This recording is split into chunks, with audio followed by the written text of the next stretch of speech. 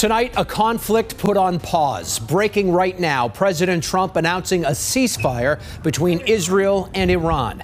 But that ceasefire is being put to the test. Thank you for joining us. I'm David Wade. And I'm Lisa Hughes. Sirens are sounding in Israel right now after leaders in that country say Iran has launched a new round of missiles. As Erica Brown tells us tonight, the truce comes hours after Iran targeted a U.S. military base in the Middle East. David and Lisa, President Trump taking to social media to announce that ceasefire agreement between Israel and Iran just hours after he pushed for peace following Iran's retaliatory strikes on the U.S.'s largest military base in the Middle East. Now, the president called that retaliation a very weak response that did little damage. Just 48 hours after the U.S. dispatched B-2 bombers to destroy 3 nuclear sites in Iran, comes word from President Trump of a ceasefire agreement, which he says will bring an end to the conflict between Israel and Iran.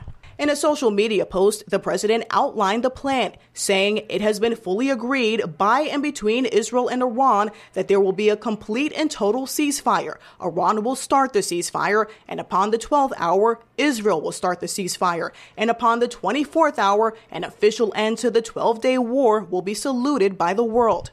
The president's announcement comes hours after Iran launched a retaliatory missile attack on a U.S. military base in Qatar on Monday in response to the U.S. strikes on Iran over the weekend.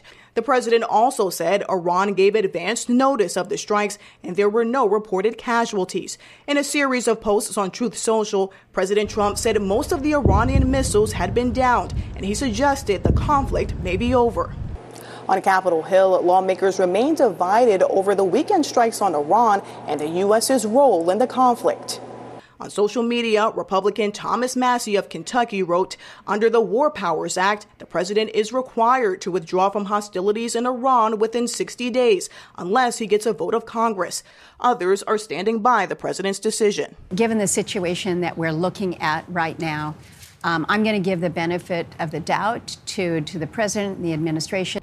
The Trump administration insists that airstrikes on Iran were carried out to make certain Iran does not obtain nuclear weapons. They say it was not about forcing a regime change in Iran.